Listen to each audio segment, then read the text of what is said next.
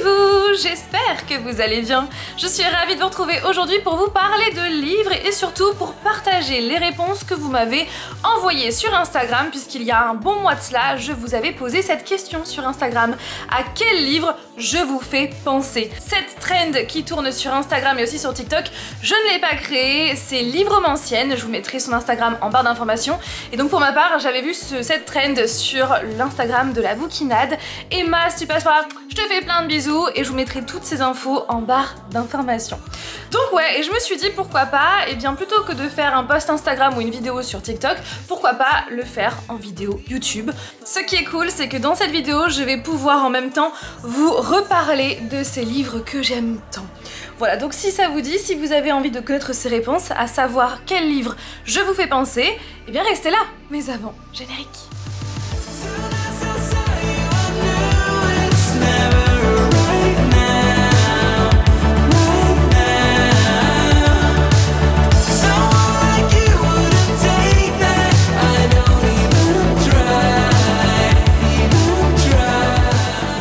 Le livre qui a été le plus de fois cité, c'est bien sûr Gatsby le Magnifique par Francis Scott Fitzgerald, The Great Gatsby en anglais. Voici donc le livre dans sa version originale édité chez Scribner, qui a été la première maison d'édition qui a édité donc ce livre-là avec la couverture originale sortie en 1925.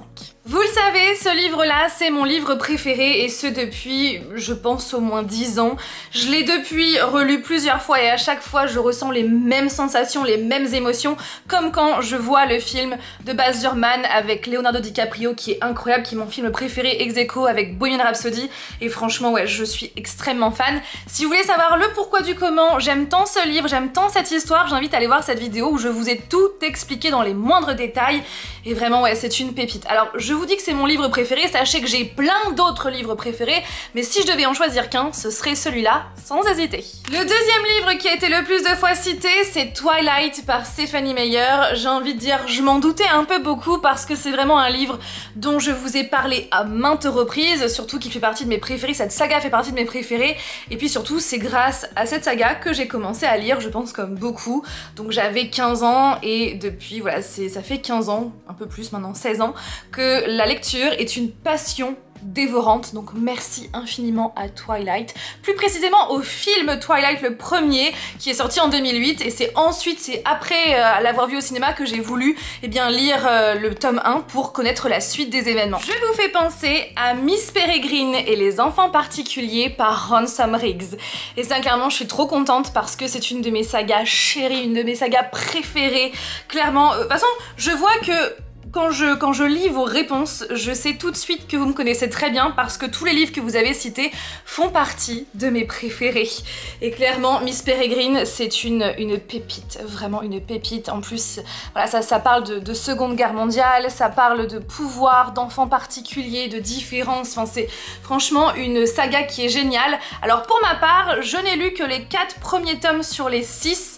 Parce que, par manque de temps, j'ai envie de dire, j'ai tellement envie de lire 56 000 livres à la fois que, vous en doutez, comme je n'y arrive pas, ça traîne, et cette saga en fait partie. Mais sachez qu'au départ, Ransom Riggs avait écrit cette trilogie-là, donc Miss Peregrine et les enfants particuliers, ensuite nous avons Holocity, et le 3e tome, c'est La Bibliothèque des âmes. Donc cette trilogie, en fait, cette histoire se termine avec la fin du 3e tome. Sauf que cette histoire, cette saga a tellement été appréciée que Ransom Riggs a écrit une 2e trilogie, donc les tomes 4, 5 et 6, qui sont la suite de la première trilogie.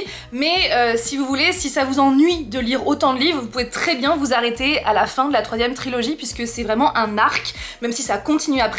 Vous avez quand même une fin dans celui-là, puisque de base, c'était censé être la vraie fin.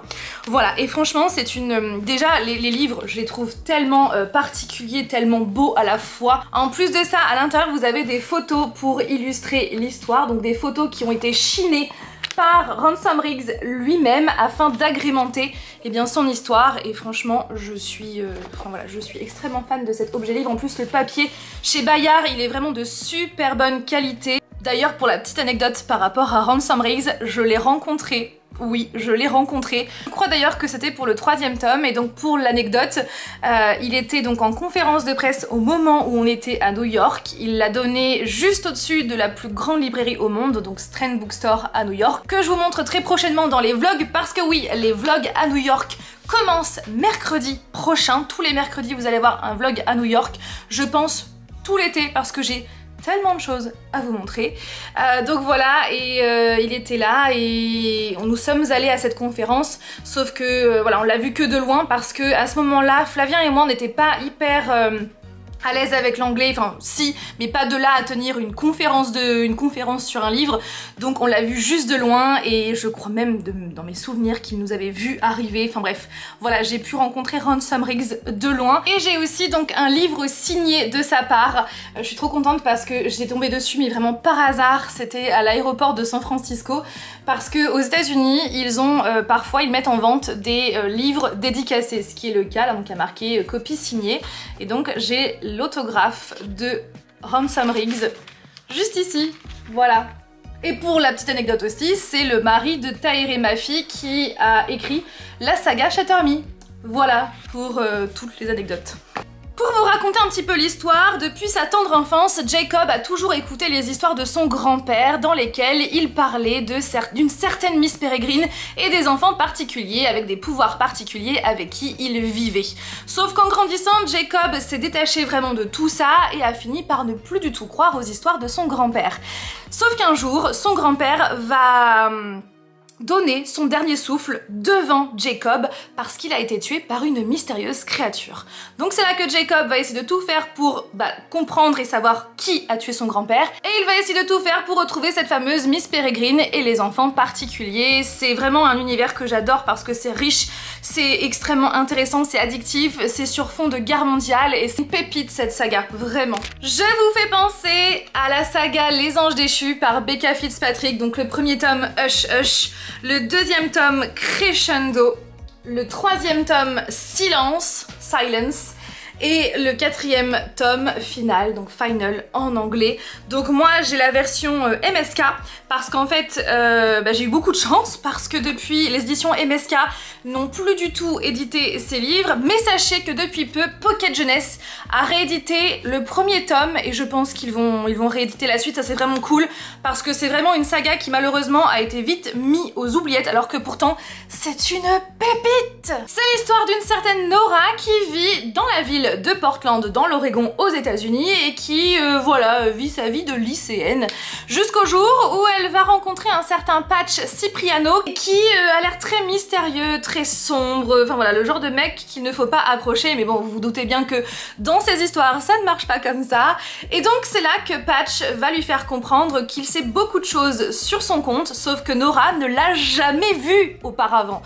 Et je ne vous en dis pas plus, c'est vraiment une histoire que j'adore, ça parle d'anges déchus, et c'est vraiment un univers qui est vraiment incroyable, qui est vraiment abouti, extrêmement bien ficelé, enfin c'est... Et puis Patch Cipriano quoi, je suis trop fan, d'ailleurs j'ai même un marque-page de lui, voilà, qui vient de chez Etsy. Franchement c'est une saga que je vous conseille si vous aimez le fantastique, si vous aimez les anges. Je vous fais penser au Fabricant de larmes par Erin Doom, publié chez Hachette Roman. Ça me fait plaisir parce que c'est vraiment une histoire que j'ai tellement aimée. Par contre, le film... Grosse déception, vraiment énorme déception. Ça fait, je l'ai vu au moment de sa sortie et je dois vous avouer que j'y repense encore hein, quand je me dis mais bon sang, ils auraient pu faire un truc de dingue ou même une série vraiment aboutie qui allait vraiment jusqu'au bout des choses et qui allait vraiment exploiter les deux livres de la meilleure des façons. Sauf que le film qu'ils ont fait n'est pas du tout abouti, les personnages je suis pas hyper convaincue, par contre la bande son est vraiment top. Mais le reste voilà, il y a des scènes où on se dit mais qu'est-ce qui se passe, il y a des trucs beaucoup de trucs qui ont été changés, enfin bref hein, comme beaucoup d'adaptations cinématographiques j'ai envie de dire, on est souvent, enfin en tout cas en ce qui me concerne je suis souvent déçue, mais vraiment lisez les livres, vous lisez les livres. En fait c'est l'histoire de Nika qui est à l'orphelinat, qui a 17 ans et qui a un passé très douloureux et qui veut absolument, donc bien sûr, partir de l'orphelinat. Et un jour, des parents vont vouloir l'adopter, donc elle est trop contente, sauf que malheureusement, elle n'est pas seule. Ses nouveaux parents vont aussi adopter Rigel, je ne sais toujours pas comment ça se prononce, un autre orphelin qu'elle ne peut pas blairer, et c'est réciproque. Voilà, et on va voir leur histoire et clairement je suis extrêmement fan de cette histoire qui m'a fait pleurer à chaudes larmes. C'est ma sœur qui a écrit ça, je lui fais penser à Gatsby mais je lui fais aussi penser à Alice au Pays des Merveilles parce que c'est mon Disney préféré et parce que je crois bien que c'est aussi l'un de mes livres préférés. Ouais, je l'ai lu je ne sais combien de fois, je pense que j'ai dû le lire plusieurs fois dans ma vie et clairement j'aime trop cette histoire. Alors sachez que c'est bien loin du Disney, ça se rapproche plus d'un film que j'avais vu étant enfant, sauf que je n'arrive pas à me souvenir du réalisateur, ni de la période, ni rien. J'ai quelques bribes d'images en tête, mais je me souviens que c'était ma grand-mère qui l'avait enregistré en cassette VHS, parce qu'elle savait que j'adorais Alice au Pays des Merveilles, donc dès qu'elle voyait un film sur ce thème, elle me l'enregistrait, sauf que je n'arrive pas à savoir, je n'arrive pas à mettre la main sur ce film. Bref, donc voilà, c'est la version que j'ai, Alice au Pays des Merveilles par Lewis Carroll. Si vous aimez le Disney, franchement, il faut absolument lire cette histoire au moins une fois dans sa vie, parce que vous allez voilà, comprendre l'univers et franchement c'est une histoire que j'aime beaucoup trop. Je vous fais également penser à la saga Lux par Jennifer L. Armentrout, donc publiée chez les éditions J'ai lu en France, et je suis tellement contente parce que vous savez la passion que j'ai pour cette saga qui compte au total 5 tomes. Il y a aussi un tome sur Damon et vous avez aussi d'autres histoires qui se passent avant. Et clairement c'est une saga qui est géniale. Katy déménage dans un coin paumé de la Virginie occidentale. Elle s'attendait à tout sauf à rencontrer des voisins de son âge, les jumeaux Black, Didi et Damon. Didi, elle est solaire, c'est vraiment une fille qui est extrêmement adorable. Par contre, son frère Damon, c'est un mec qui est extrêmement ténébreux, extrêmement arrogant, et Katy ne l'aime pas. Voilà. Sauf que vous vous doutez bien, ça va, la donne va changer, voilà, puisque bien évidemment, comme ils sont voisins, Katy va de plus en plus rencontrer, et en plus comme elle va se lier d'amitié avec Didi, elle va de plus en plus rencontrer Damon, et surtout, elle va apprendre à les connaître parce qu'elle va vite comprendre qu'ils sont bien différents des autres et qu'ils ne sont peut-être pas humains. Parce que oui, c'est du fantastique, et même pour aller plus loin, c'est de la science-fiction, et franchement, j'aime trop. Damon fait partie de mes book boyfriends, vraiment, avec Patch aussi. Enfin, c'est vraiment un personnage que j'adore. D'ailleurs, mon tome préféré de la saga, c'est le tome 1.5 qui résume en fait les 3 premiers tomes de la saga sous le point de vue de Damon. J'aime trop sa façon de penser. Vraiment, si vous n'avez toujours pas lu la saga Lux, je vous la conseille, mais tellement, en espérant que J'ai lu édite toujours cette saga. Par contre, les couvertures, j'avoue que ça donne pas trop envie. Je vous fais penser à la saga Angel Fall par Suzanne E. Donc à l'époque, c'était publié chez PKJ, donc c'était publié chez Fleuve Édition pour le premier tome, et ensuite c'est PKJ qui a repris la suite, sauf que malheureusement maintenant ces livres ne sont plus du tout trouvables. Vous pouvez les lire uniquement qu'en e-book, donc j'aimerais bien un jour faire une pétition pour que ces livres soient de nouveau réédités, parce que c'est une trilogie qui à mon sens est trop peu connue alors qu'elle est dinguissime, vraiment, vraiment, vraiment. Donc le premier tome d'Angel Fall, c'est Penryn et la fin du monde. Le deuxième s'intitule Le règne des anges, et le troisième tome, c'est l'ultime espoir. Et franchement, j'aime trop les couvertures. J'avais eu beaucoup de chance parce que j'avais pu les trouver en occasion pour 3 fois rien, et vraiment, ils sont nickel. Dans cette histoire, les anges ne sont pas ce que l'on croit. Non, non, non. Ils éradiquent l'espèce humaine, ils veulent détruire le monde. L'histoire se passe à San Francisco, mais pas San Francisco que l'on connaît aujourd'hui. Non, non, non, c'est une ville qui est totalement dévastée. Et dans cette ville vit Penryn, 17 ans, qui veut absolument sauver sa jeune sœur qui a été enlevée par les anges. Penryn a alors qu'une seule solution pour retrouver sa petite sœur, c'est de forcer l'un d'entre eux, donc forcer l'un des anges, à l'aider. Et c'est là que Penryn va tomber sur l'ange déchu Raph, qui est beau, ténébreux, séduisant, tout ça à la fois, et qui a été donc privé de ses ailes, d'où le fait que ce soit un ange déchu. Et c'est là que Raph, il va voir dans cette alliance avec Penryn l'espoir de retrouver ses ailes. Sauf que vous l'avez compris, les deux sont des ennemis à la base. Penryn est une humaine que Raph, un ange, doit éradiquer. Donc vous vous doutez bien que ça ne va pas être une mince affaire, cette alliance, mais je ne vous en dis pas plus. Voilà, c'est vraiment une saga que j'aime tellement. Et puis Raph, encore une fois, pareil, c'est l'un de mes book boyfriends. Je suis extrêmement fan de ce personnage et je suis beaucoup fan aussi de Penryn, de sa détermination à vouloir sauver à tout prix sa sœur, enfin c'est sa fraternité, sa fidélité, je suis vraiment, mais je suis trop fan, vraiment. Par contre, d'ailleurs, c'est marqué là sur la 4e de couverture, le roman phénomène actuellement en cours d'adaptation par les réalisateurs de Hunger Games et de Spider-Man. Sauf que je pense que ça a dû tomber à l'eau, hein, puisque ce livre a été édité en 2014, donc ça fait 10 ans qu'on... Ouais, ça fait 10 ans. Et bien évidemment, je vous fais penser à ma saga marquée. Je suis tellement contente que vous l'ayez citée parce que c'est clairement, voilà, ça sont mes bébés, mes œuvres, mes petites créations, et je suis tellement contente parce que j'ai vraiment tout mis mon cœur à l'intérieur de cette trilogie. D'ailleurs, petit spoiler alerte, Maudite est terminé, donc c'est le préquel de la saga marquée, il est terminé, donc voilà, je vais essayer de tout faire pour le sortir, voilà, bientôt. Après, je peux pas vous donner de date parce que je ne veux pas vendre la peau de l'ours avant de l'avoir tué, même si je déteste cette expression, je trouve ça moche. Mais en gros, c'est pour vous dire que je préfère ne pas vous dire de date plutôt que de vous en dire une et que je sois totalement hors délai.